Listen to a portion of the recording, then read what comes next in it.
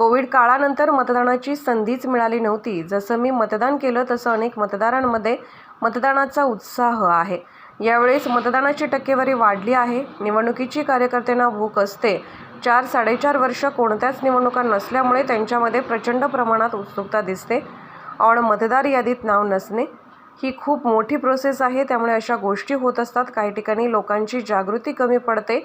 निवडणूक आयोग सातत्याने कार्यक्रम जाहीर करतो. ऐनवेळेस जाऊन मतदान यादीमध्ये नाव शोधतात. बऱ्याच सुविधा निवडणूक आयोगाने ऑनलाईन देखील करून दिल्या आहेत. नागरिकांनी आधीपासूनच तयारी करायला पाहिजे होती. या मतदार यादी अपग्रेड करायचं काम वारंवार सतत 12ही महिने चालू असतं. लोकांनी देखील पुढाकार घेतला पाहिजे. निवडणुका आल्या तर ते बाहेर पडून नावावर चेक करतात. अशा वेळेस लोक धडा घेतात आणि पुढच्या वेळेस ते नाव नोंदवून घेतात. कल्याण डोंबिवलीमध्ये अनेक मतदारांचं नाव गायब झाल्याबाबत बोलताना अनेक नावं उभा राहतात. ही याद्या अपग्रेड होत आहेत, हे लक्षण चांगले आहे. यांच्यात निगेटिव्ह घेऊन काही अर्थ नाही. या याद्या अपडेट होत आहेत, त्यामुळे काही नावं वगळली जातात तर कुठे नावं वाढतात, पण त्याचा कोणी गैरअर्थ घेऊ नये.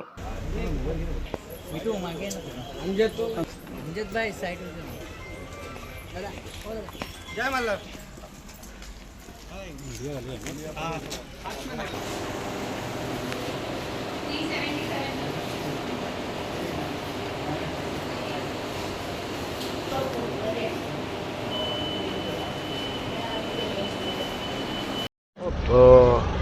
गेल्या 3-4 वर्षापासून मधल्या काळात कोविड होता, निवडणुका झाल्या नव्हत्या आणि मतदानाची संधी मिळत नव्हती. कारण पालिका वगैरे निवडणुका तशाच राहिलेल्या होत्या.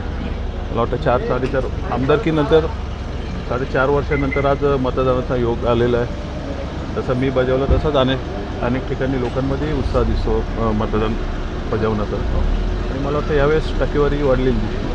आपण जर बघितलं अनेक भागामध्ये EVM मशीन सकाळपासून बंद झाल्या होत्या, त्यामुळे नागरिकांचा एकच गोंधळ होता. तसं आहे, आता एवढी मोठी ही प्रॅक्टिस आहे. 140 करोड लोकांना मतदानाचा हक्क यांच्यामध्ये जाऊन सगळं हे करायचं आहे. ह्या अशा काही गोष्टी होत असतात आणि काही ठिकाणी लोकांची जागरूकता कमी पडते की निवडणूक आयोग सातत्याने कार्यक्रम जाहीर करत असतो.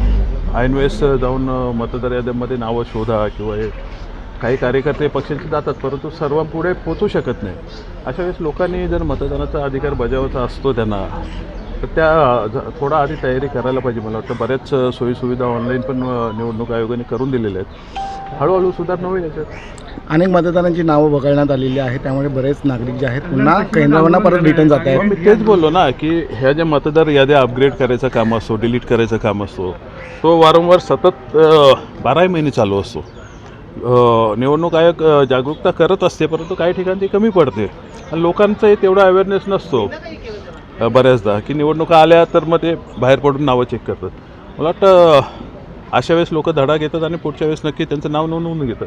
परंतु ही मोठी सतत चालत असलेली प्रोसेस आहे, याच्यात अशा गोष्टी होत राहणार. मला वाटतं या याद्या फिल्टर केलेल्या आहेत. तुम्ही बघाल तर दिवा विभागात बरीच नावं दुबार होती.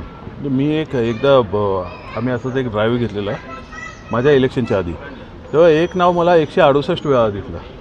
काय मिस्टेक होती मला माहीत नाही. तर अशा याद्या अपग्रेड होत आहेत. ही जी लक्षणं आहेत ही चांगली आहेत, त्याच्यात वाईट निगेटिव्ह घेऊन काही अर्थ नाही आहे. ज्या याद्या अपग्रेड होत आहेत, फोटो येत आहेत, त्यामुळे काही नावं वगळली जात आहेत. त्यामुळे चांगलं आहे. कुठे ॲडिशन पण होत आहेत, त्याचा कोणी गैरअर्थ घेऊ नये. 7:30 वाजल्यापासून आमच्या सहकाऱ्यांना फोनाफोनी चालू आहे. बूथवर कसे बसले की नाही सगळं आढावा घेत होतो आणि सगळे जोरात उतरलेले आहेत. मी बोललो ना, निवडणुकीची भूक असते कार्यकर्त्याला. 4-4.5 वर्ष कुठल्याच निवडणुका नसल्यामुळे त्यांच्यामध्ये प्रचंड प्रमाणात दिसलेली. त्यामुळे एक उत्साहाने सगळे आमचे कार्यकर्ते उतरलेले आहेत. 13 ठिकाणी मतदान सुरू आहे. मात्र कल्याण लोकसभा जे आहे इथे मतदानाचा टक्का 9 वाजेपर्यंत सर्वात कमी आहे. तर हा गोंधळामुळे हा प्रॉब्लेम आहे असं म्हणतात का? मला वाटतं लोक उतरतील. 9 नंतर साधारण येतात लोक. एकदम सकाळी पण कोणी येत नाही. 8-8:30ला काही लोक येतात मॉर्निंग वॉकला वगैरे येणारे. पण त्यानंतर मला वाटतं 12 नंतर टक्केवारी आल्यावर त्याच्यावर भाष्य केलेलं योग्य राहील. टक्का वाढेल यावेळेस.